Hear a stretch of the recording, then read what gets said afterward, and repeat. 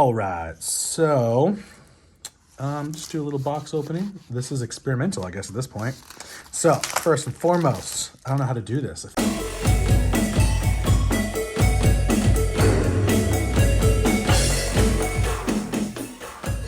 This feels interesting.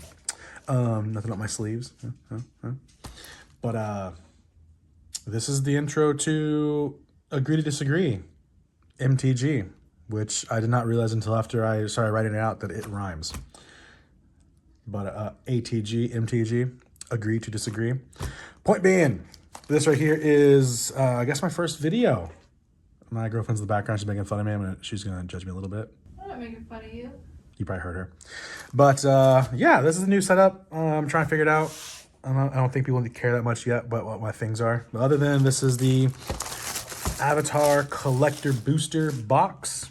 Doing a bit of an opening, I guess, to kind of describe what my channel is going to be about and things, I guess, to be expected. But yeah, let's get started. We already did an opening, so I got lucky and got 3 boxes of Avatar The Last Airbender collector box. And the first box, my girlfriend opened up. Let me show you, I guess. Toph, the Earthbending Master, the extended foil. You can see this is my collection here. Probably at all people might be judging me a little bit because this is probably not the best way to be handling a collection yet, but I have an intake process, so let's ignore that for a second. But this is the big opening from the first box. It was her box. It's pretty cool. I am most likely going to add this to a deck I'm currently making. That's for a video for the time frame that we'll be talking about here. I think the biggest one I opened was a foil extended art Ozai, maybe? We'll get into it. But yeah, just gonna start opening some packs.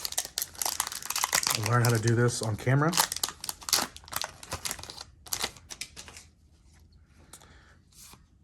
Ooh, so's in comment. I don't think I have this one yet. Sweet.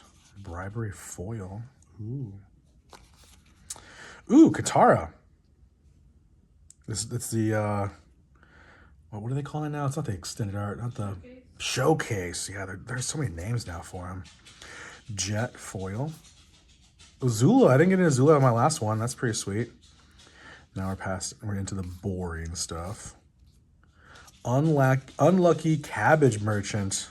Not the legendary one, but it is one of them. When this creature enters, create a food token, and then whenever you sacrifice a food token, you may search your library for a basic land card and put it onto the battlefield tapped. If you search your library this way, put this creature on the bottom of its owner's library. Okay. Ooh, Ty Lee, did not get that one. Master, Beat. Pyandao? Beat. Osaka's, what is his name? Oh, I don't know. Beep. The one that helped to make a sword. Cool.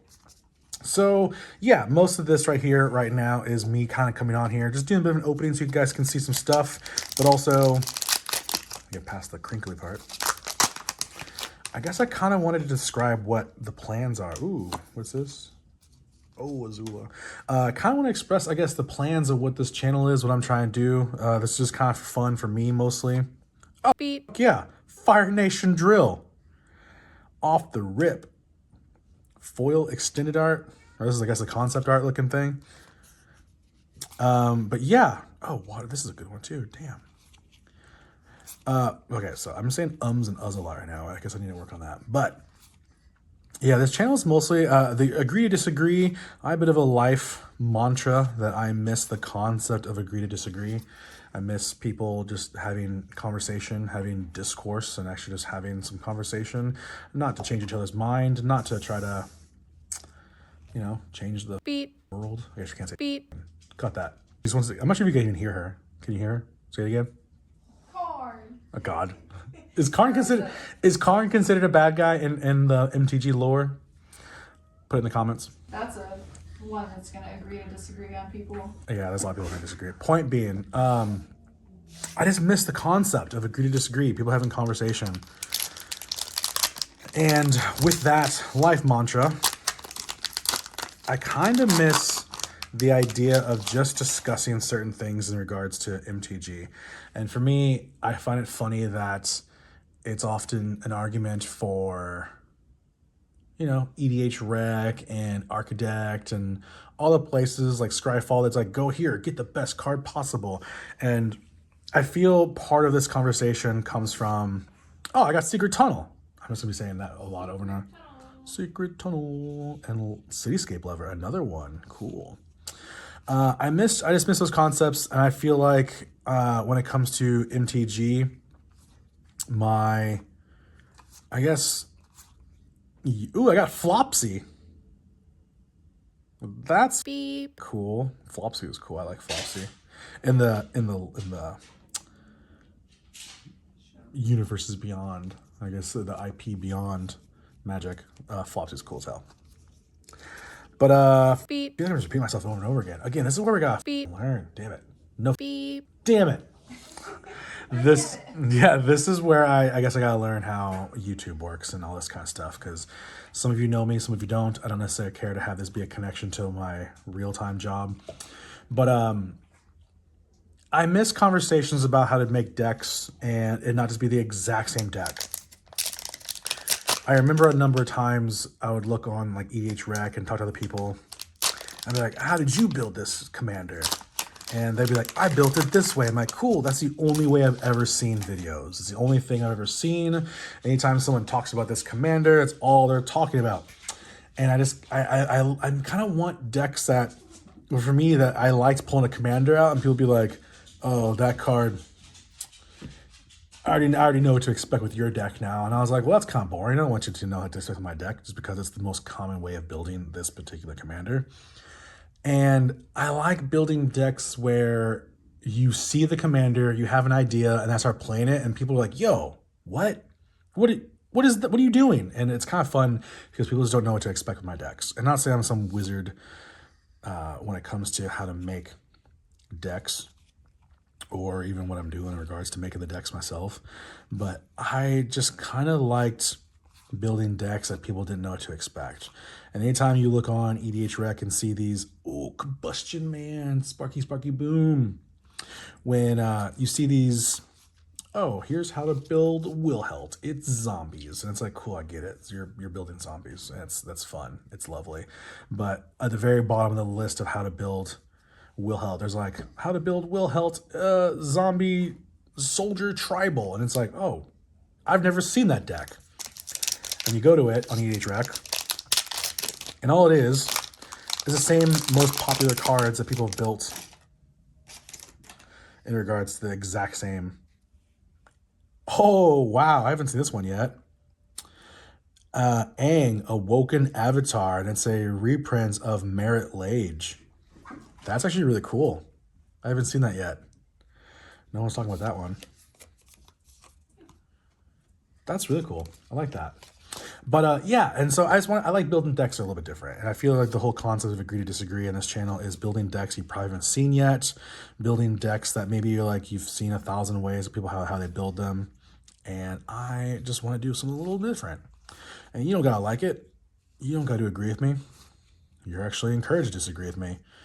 But it's just how I built my deck. And it's how I have done my stuff. And it's pretty much the whole purpose of this channel. I'm probably gonna do some openings from time to time because I like opening stuff and I like seeing the cards and being like, ooh, fancy foil, and people can hate on me all you want because it is Universes Beyond. But you'll see some openings from me. I don't even want to call them deck techs, but you'll be seeing some deck list breakdowns, I guess you'll call them. I might even find a little cool little rap breakdown. I don't know yet. We're still working on it. I say we because I know my girlfriend over here in the corner laughing at me. It'll be helping me do a lot of it. You know what? I think this is the first exact screenshot I've seen of this one that isn't super damn blurry. That's actually kind of cool. Well, I don't think I've seen this art either, though. That's really cool. That's really cool. Tail of Momo. That's really sad. Ooh, second Toph. Hard-headed teacher. I actually am considering building a deck around that. That's kind of cool. Fire Nation Attack. Some of this again, I know people hate on Universe Beyond. I know people aren't very, kind to those of us that may have come into this because of Universe Beyond. Fun little fact about me. I've been playing for like 2, maybe 3 years now. I started with Commander, so I'll admit I'm one of the people hate on all the time. But I came into Magic because I love Fallout. I started playing before Fallout, but man, Fallout, I was like, I want to do and own and have all those cards. And I just thought it was the coolest thing ever. Ooh, that's a really cool training ground. So I've seen some spoilers of some of this stuff. I've seen some of the arts and stuff, but I haven't seen all of it. So I'm still myself. Ooh, man, some of the art in this is just beautiful. Sound like the professor over here just being like, ooh, look at this. $4. Bleep. It's not $4. But yeah, I came into this with Universes Beyond. I think some of this is really cool. I will 100% agree with a lot of people here that some Universes Beyond is not the best fit. And some Universes Beyond is definitely not the most MTG lore, the most MTG adjacent, as I think they call it. But I like it. Some of it's really cool. I like seeing some of my favorite characters, some other stuff on MTG cards, because I do play. Oh, look at that. See, man, some of this art, though, is incredible. Damn, that foiling is so good. Destined Savior. I don't think I've seen that one yet. That's really cool. I got another one of these already. That's cool, too. Okay, I think I'm running out of things to say. You got me in my very first one now. So we're taking pictures of me, still making fun of me. But, I don't know. I feel I'm starting to repeat myself a bit more now. I'm running out of things to say. And I still have more packs to open.